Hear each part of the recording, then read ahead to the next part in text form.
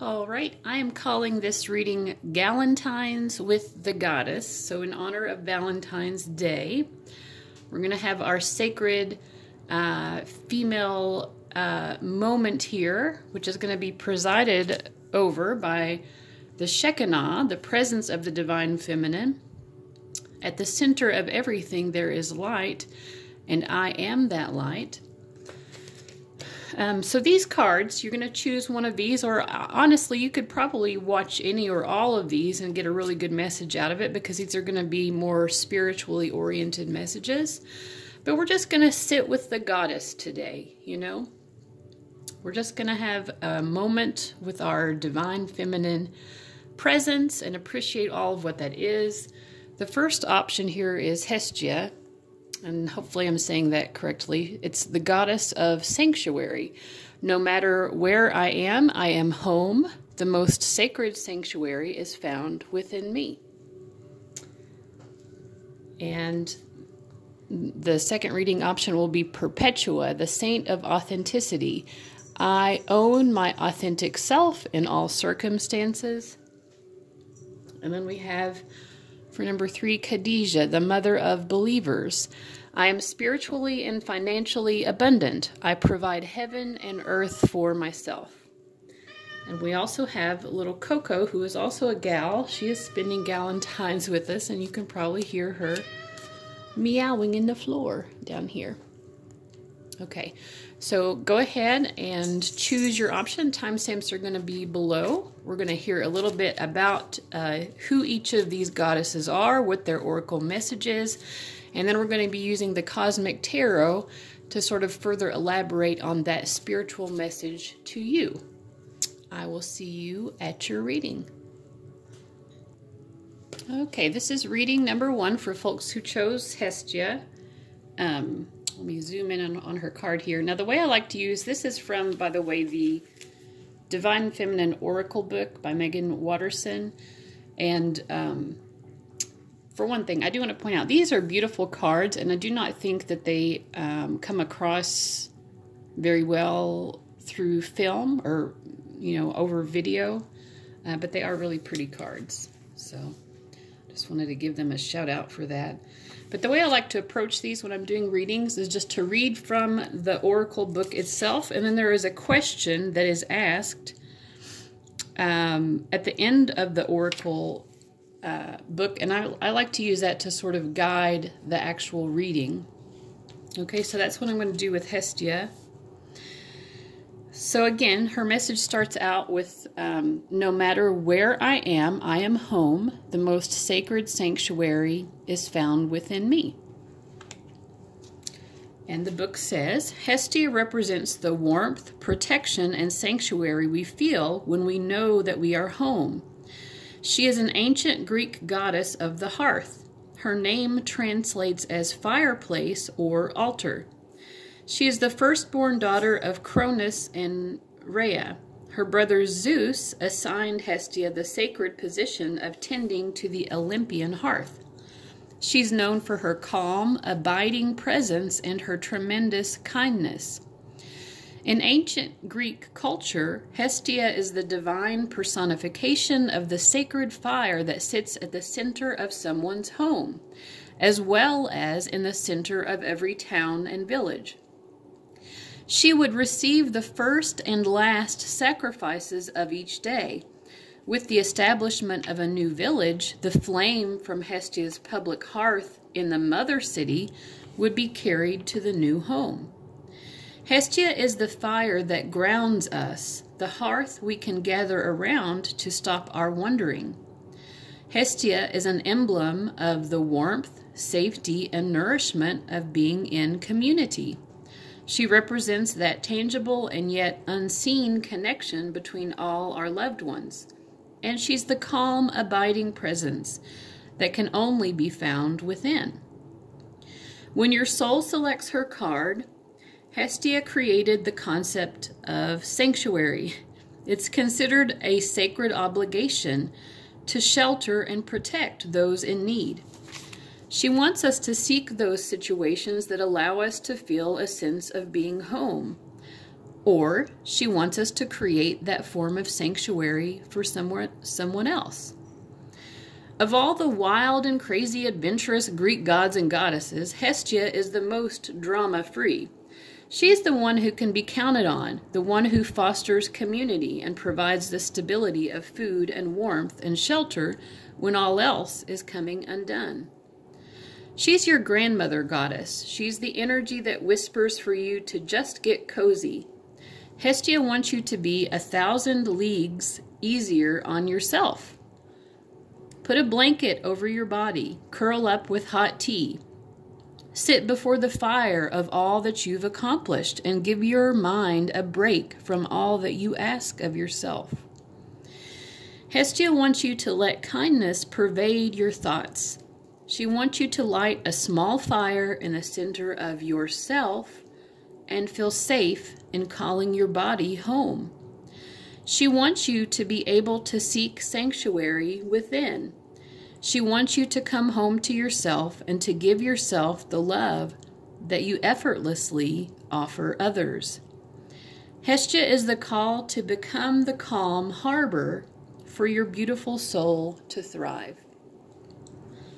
The soul voice meditation is, am I a safe place to be? Okay, so let's use that as our guiding question here for those of you who chose this reading. So, again, the question is, am I a safe place to be? So do you feel safe within yourself? Let's ask. How safe does the viewer feel within themselves? Oops.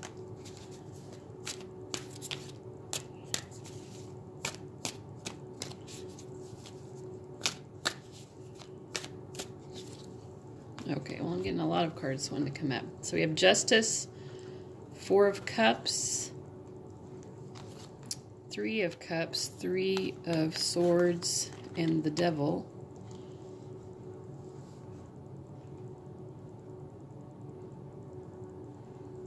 Oh, sorry, okay.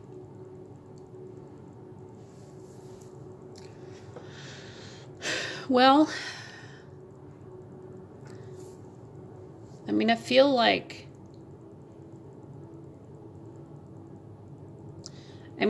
there is a projection to the outside of yourself for a lot of you who are watching. So what I'm getting here with the Justice card is someone who is very intent on looking outside of themselves. Perhaps you are looking outside of yourself to get a sense of what is right or wrong, or what would be acceptable or unacceptable about yourself.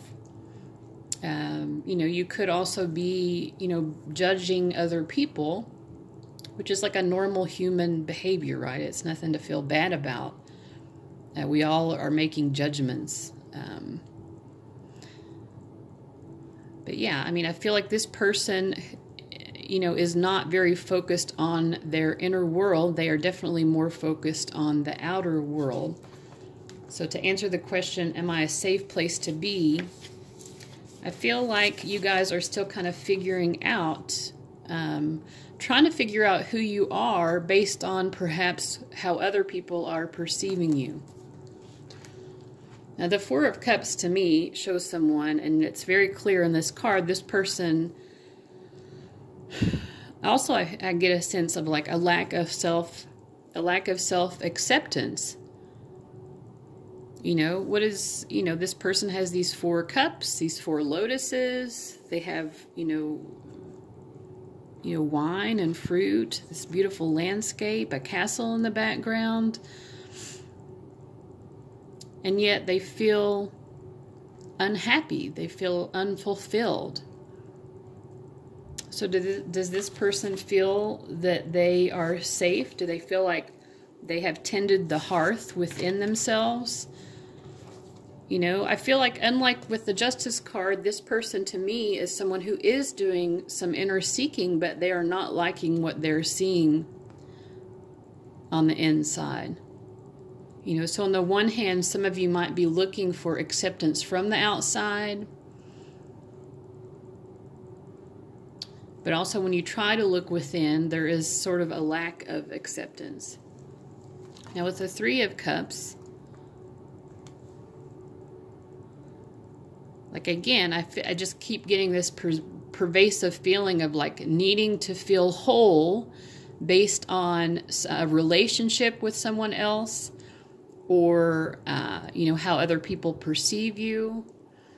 But yeah, I mean, there's not, to me, and then of course the devil with the Three of Swords, like this is someone who, I mean, gosh, the devil is very invested in themselves, but does this person feel safe?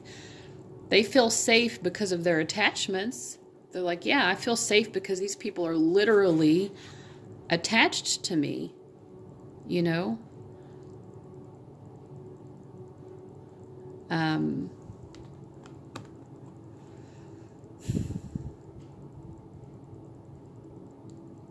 So to me, I feel like, yeah, I mean, I feel that those of you who are viewing this, and I feel that this is, you know, a message for me as well. There is a lack of a sense of having a home within yourself. That there could be a greater sense of safety.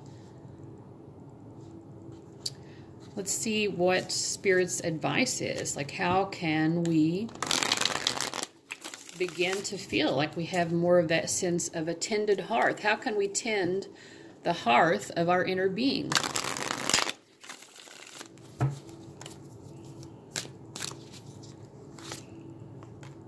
So the Hanged Man, we need to see things differently than we've been seeing them. The Queen of Pentacles, I think we need to like understand our worth more than we have. And the Three of Wands, you know, this guy, he had these 4 lotuses he's just ignoring. Look, these lotuses are literally like, they're shining a beautiful light. And he's just not even like, this is a miracle almost taking place. And he's not even aware of it. Now here, she's not paying attention to the lotuses, but it's because she's like, she's actually becoming a blossoming lotus herself. So it's sort of like, you know, allow yourself to step out of these judgments and expectations, that you have for yourself, but also the expectations you have for yourself, which are based on what you're thinking other people want of you. Can you step through that? Can you grow through that? You know, I'm thinking about, you know, have you ever walked down the sidewalk and you see a flower bursting through the pavement? This is what this reminds me of, like burst through those perceived expectations of who you need to be in order to be acceptable and accepted, and be willing to fully blossom into the fullness of who you are.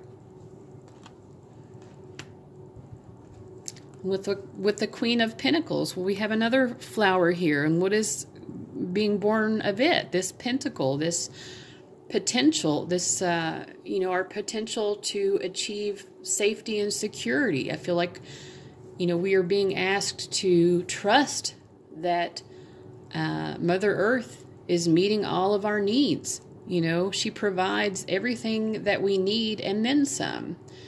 Not only are our basic needs met by Mother Earth, but also she provides us with so much beauty in the natural world, gemstones and flowers, beautiful sunsets, you know. These are not things that we need in order for our basic needs to be fulfilled, but they fill our souls with beauty, and they sustain us in a different sort of way. And I feel like the Queen of Pentacles is the type of woman who understands that we need both, right? Like we need our basic material needs to be met, but then we need something beyond that as well. And not only do we need it, but we deserve it. And then we have the Hanged Man. So the Hanged Man is saying that we just need to see things from a different perspective. Let's ask, what have we been seeing? And what is the new perspective? Well, I mean, I think the King of Wands, for one thing, is a type of person who thinks they know everything, right? And then the Prince of Swords is someone who you know, this person is an intellectual, but this is someone who's always trying to uncover the truth. So, you know, don't accept that you already know the truth of who you are. And I think also don't accept the truth. If the truth that you are believing about yourself makes you feel like this, or this, or even this, or even if the truth about yourself or other people makes you feel judgmental, you know, like you're the only one who knows what's right for yourself or other people, then perhaps it is time to step out of that sense of knowing it all and be willing to see things from someone else's perspective. What can you learn from someone else's point of view? So, I don't know. That's what I'm getting for the message from Hestia.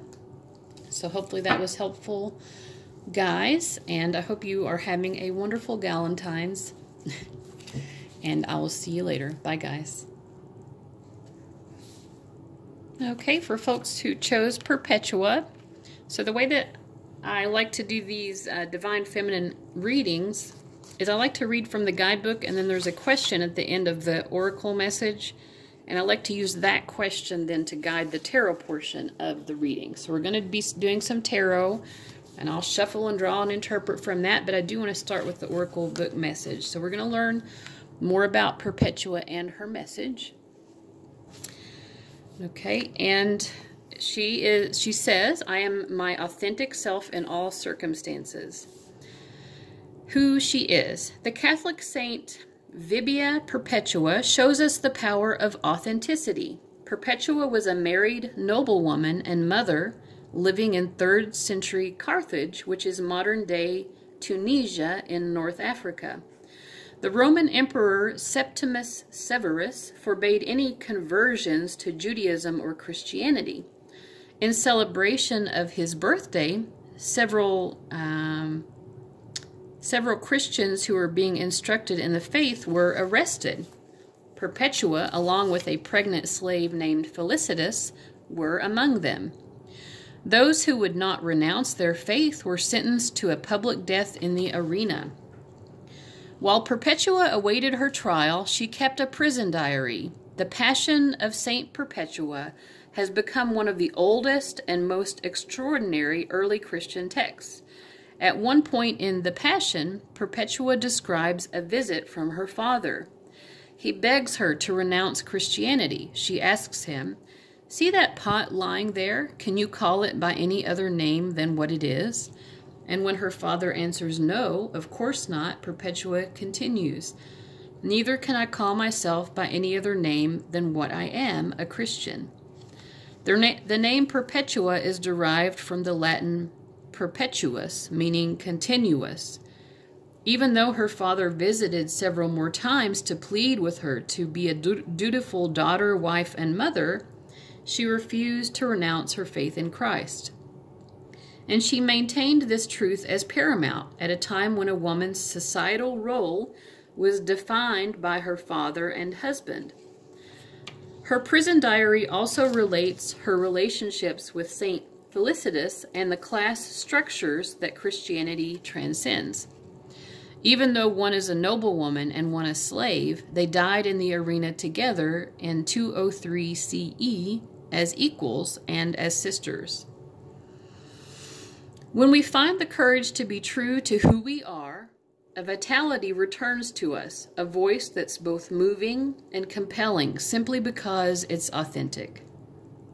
Saint Perpetua's words in her very personal and emotional diary were so impactful that 200 years later, the renowned church father Augustine would write about their beauty and truth. Saint Perpetua suggests that there is no greater power than choosing to remain our authentic self in all circumstances, which of course is very difficult to do. She's that person who remained loyal to her soul, and she urges us through her example to embrace the power of being authentic now.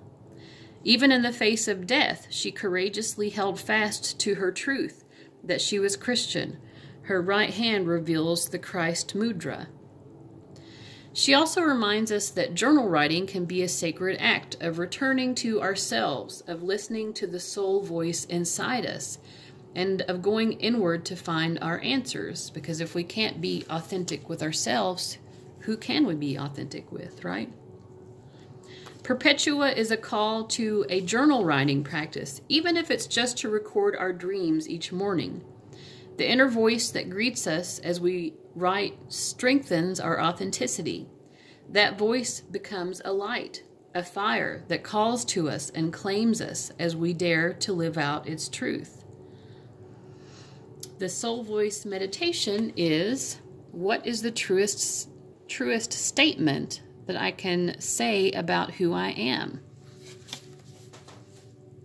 So that's interesting. I found myself recently in circumstances where I have tried to, be more open about who I am spiritually and, my psychic experiences with people who may not necessarily even believe that those things are possible. And, I feel like it has been hard to do, because you want to be able to be the full truth of who you are, right?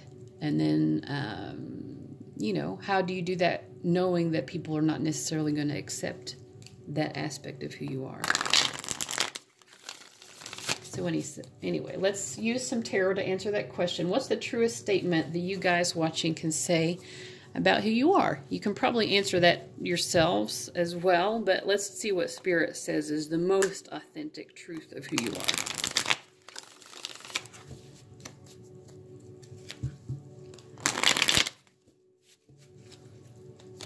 I'm just going to do upright readings. The Eight of Wands, the Nine of Wands, and the Nine of Swords. Interesting. Well, the first thing I'm getting is that, because to me the nines are very much about a release of karma or the end of a cycle. I mean, I feel like they're saying that you are someone who can very forcefully bring about the end to certain cycles that need to be coming to a close. You're making good progress.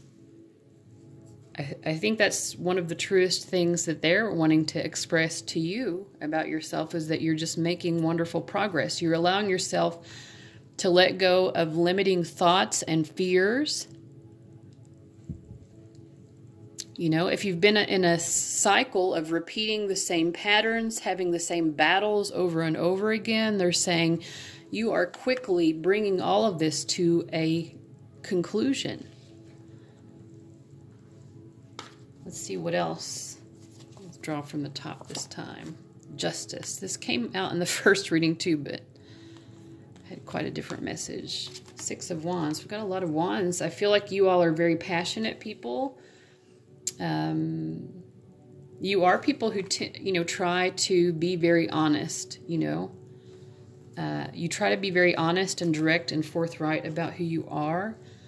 Even though at times you become confused yourself. Sometimes you don't even know what your authentic self is. And that's part of your authenticity, is that confusion. One of the truest things about you is that you are an ever-evolving soul. That doesn't mean that who you were 15 years ago is not still a true aspect of who you are at the soul level. Your soul is continually evolving. And so you can learn to appreciate that maybe you're confused about who you are because you felt like you've been different people at different times in your life. But I feel like Spirit here is saying that is an authentic aspect of who you are. You're someone who can go through these cycles. You can quickly conclude a cycle so that you can get on to the next cycle. You're someone who is very adept at learning spiritual lessons. And when you feel like you've been replaying the same lesson over and over and over and over again, you're someone who is really good at finally getting going through this same cycle over and over is really not getting me anywhere, and I want to get beyond that. And I feel like, it's like who you are is someone who can see. Also, you are able to see this balance, you know, between your lightness and your darkness, that your authentic self is not, oh, I'm perfect and I'm always happy. But your authentic self isn't like, well, I'm dark and I'm a horrible person either, you know, like you're not the best person in the world. You're not all light and goodness, but you're not all evil and horribleness either. The authentic self is somewhere between those two. Yeah, can we be horrible sometimes? Sure, everybody has their bad moments. Can we be wonderful and bring a light to other people's experience? Of course we can. But we're also not the only light. You know, we're somewhere between those two extremes of good and evil, right? So we can be successful at seeing that our true authentic self is somewhere at a balance between perhaps the worst of what we would ever want to be and then the very best of what we would ever want to be. That we are somehow a balance between these two extremes, and that we're also a balance between, you know, light and darkness, however you want to understand those symbols to mean. And it's also like we, you know, the authentic truth of who you are is that you're someone who is successful, and it's okay to be a successful person. It's okay to be someone who pursues success. You know, we come into the world with certain talents, and why would you want to deny the truth of those talents that you possess? You know, you're knowing, yes, I'm someone who's talented. I'm someone who's gifted in certain ways, and I will express those talents, not in a way that's going to undermine someone else, hopefully, but in a way that expresses the true sense of who I am. So that's really beautiful. I do need to move on to the next reading. But yeah, that was a great message. I hope that was really helpful for you guys. Have a wonderful Galentine's. Thank you for being present with me in this moment, and I shall see you later. Bye. All right, reading number 3, people who chose Khadijah, the mother of believers. She says, I am spiritually and financially abundant. I provide heaven and earth for myself. And whenever I use this deck, this is the Divine Feminine Oracle deck, at the end of the guidebook message, there is a question. And I like to read the guidebook message and then use that question at the end to sort of guide the tarot portion. So we are going to be using some tarot, and I will be interpreting. But I do like to start out with this Oracle book message, so thank you for letting me do that. So, Khadijah is the power we all possess to be aware of the spiritual realm and fully immersed in the material world simultaneously, because both are important, right? We are on Earth. This is a material world, right? Khadijah was a widow in Saudi Arabia in the 6th century. She became a wealthy merchant who was deeply respected and known as the Pure One. It is said that with her wealth, she fed the poor, provided for her children from her first 2 marriages, and took care of her extended family. She had a dream shortly after hiring a young merchant to work for her. In the dream, the sun descended into her courtyard, fully illuminating her home. Her cousin told her that this meant that the prophet would soon grace her doorstep. She realized that her new employee, Muhammad, was the prophet, and so she asked him to marry her. They were married for 25 years. She is regarded as one of the most important female figures in Islam, followed by her daughter with the prophet Fatima. It is said that when Muhammad told Khadijah about his first revelation from the angel Gabriel in the cave of Hira, she was the first person to convert to Islam. Muhammad remarried after her death, but was never closer to a subsequent wife than he had been with her. She was his constant confidant and partner. There's an ancient narrative and a destructive misunderstanding that if we are going to be spiritual, then we have to renounce the material world. The body, however, is the soul's chance to be here, and the body is material. So a healthy relationship to the material world is crucial and integral to reaching our spiritual potential. Khadijah represents the power and importance of knowing that we can provide for ourselves. This power gives us roots and confidence and allows us to create relationships from a place of interdependence rather than codependence. We can cultivate the capacity we have to create more and more freedom for ourselves. And we can make choices for our life based on truth, not just on survival. There's also a false idea about when true love will find us and how. Khadijah liberates us from fairy tales that we need to be saved or supported or provided for by our life partner. She provided for the prophet, and her older age and significant status in the community made her more attractive, not less. She was a middle-aged businesswoman and single mom. She was ripe with resources and ripened with opportunities to love. Living into our true power and purpose does not make us less eligible. Khadijah reminds us that there is no linear timetable that eliminates us from having the sun descend in our courtyard. She lets us remember that we are worthy of the abundance measured in gold and the abundance measured in the depth of our love. The soul voice meditation is, do I feel worthy of abundance? So let us answer that question with the tarot. Do you, the viewer, feel worthy of abundance?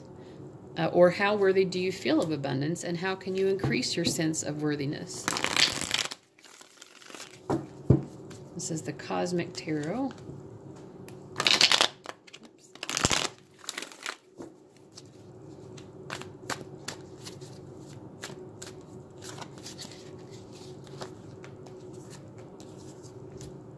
Okay, I'm going to do upright readings. 10 of Wands, King of Cups, and Prince of Wands. So worthiness of abundance. I feel like, I feel like some of you are feeling that you almost have this emotional burden to bear, It's like you need to bear not only the weight of your own emotions, but perhaps the weight of other people's emotions. And so you feel like you have all of this weight that it's almost like your obligation to carry. So this doesn't seem to me about material abundance per se, but it's sort of like some of you feel like, well, if I love someone, then I have to take on all of these burdens. And some of those are material burdens, like having to work maybe more than you would want to work, or do a job that you don't really enjoy that really depletes your soul or something like that. So yeah, I think some of you are feeling like, because you're very loving, you're extremely loving, but you're feeling like you have to show your love for someone by experiencing this, It's like, I don't love someone completely unless I feel just overwhelmed by life's burdens. And then we have people who are looking away from those burdens and who are, I don't feel like this is a lack of love. This person is not an unloving person, I don't feel like, but they are understanding that, yes, I'm worthy of having an exciting life. I'm excited about the opportunities that lay ahead of me. And this is not someone who feels that they have to take on burdens in order to prove their love.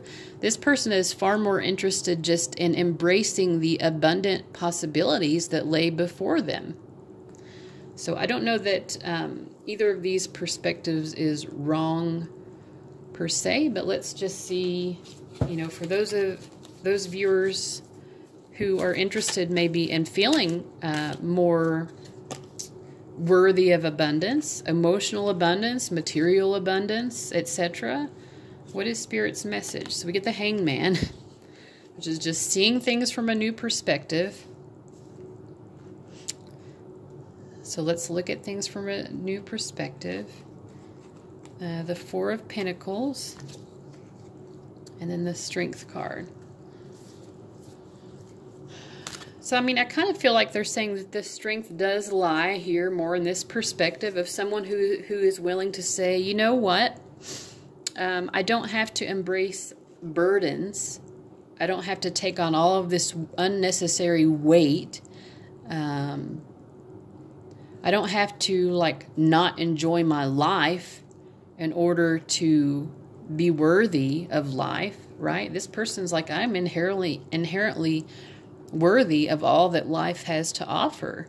Specifically with the Prince of Wands or the Page of Wands, this person's just really excited about all of the opportunities that they could undertake, all of the places that they could travel, all of the experiences that they could have. They just want to learn through experience. This person feels abundant with opportunity, and this is where they're finding their strength. And I feel like, you know, the lion spirit animal is going to be especially meaningful because it's showing up on both cards for you guys. You know, this is someone who, you know, lions, they will exert energy in order to pursue their prey and hunt down their prey so that they have food to eat. But most of the time, they're actually pretty fucking lazy, you know? They're just basking in the sun, enjoying their sense of royal entitlement. You know, they're like, I'm entitled to being lazy, you know? I did the work that I had to do in order to meet my basic needs. And other than that, I'm just going to kind of roll around and enjoy life and bask in the sunlight. And enjoy the beautiful experience of living. Life doesn't have to be so hard, you know. This is the kind of the mindset I feel like Spirit is calling you perhaps to step into more fully. The Four of Pentacles. The Four of Pentacles shows someone who's, you know, they have stability, yes. This is someone who has material stability. But again, material stability that is meant through this feeling that someone has to, that hardship is necessary in order to have this stability. And this person, they are, you know, they're pondering, well, what if I wanted to step outside of this box a little bit? You know, this safe little box that I've built for myself. I'll think about it. I'll consider it. But the Four of Pentacles is someone who's not truly willing to take the risk to step outside of the known. You know, the Hanged Man also is asking us to step outside of the known. What do we think is the truth about abundance and how we can get to abundance? I think Spirit is saying that some of you need to step outside of that box and see things perhaps a little bit more clearly. That, you know, is this abundance? If this is really what abundance is all about, if this is a requirement for abundance, and then all you really get for that is just these four measly little pentacles, is it really worth it? You know? So let's see if there's just a final message as well, and then we'll wrap this up. We get the Princess of Cups, also the Page of Cups, the Hermit, and the Three of Swords. So I feel like here we're talking more about the emotional abundance aspect of things that we were talking about before. You know, this King of Cups, you know, he feels he has this emotional responsibility to other people because he loves them. So he's willing to take on certain burdens for the people he loves. And that's very noble. And I think there's nothing wrong with that to a certain extent. But when this is what your regular experience is, if this is your, you know, on a regular basis, you're subjecting yourself to this kind of Ten of Wands turmoil in order to prove your love, or you feel like that's what you have to do in order to make someone else feel loved, compare that to this Princess of Wands, you know, like, I feel like she's willing to take time for herself. She's like, yeah, I need to be the hermit for a while, you know, I need to love myself. She's very loving as well. you know, and she can express her love. You can see it even coming through, you know, her gaze, I feel like. But she doesn't feel like she has to subject herself to hardship in order to show or demonstrate her love. She has learned that she has to find that love within herself first and fill her own cup first. And that her emotional fulfillment does not have to come at the expense either of herself or of anyone else. She's found a way of providing for her own emotional needs without the need for anyone to experience pain.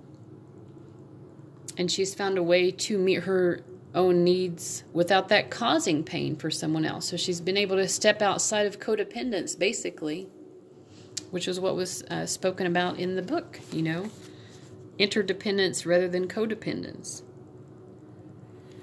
Khadijah represents the power and importance of knowing that we can provide for ourselves. This power gives us roots and confidence and allows us to create relationships from a place of interdependence rather than codependence. We can cultivate the capacity we have to create more and more freedom for ourselves. Freedom. And we can make choices for our life based on truth, not just on survival, not just on Four of Pentacles survival needs. Life is more than just that.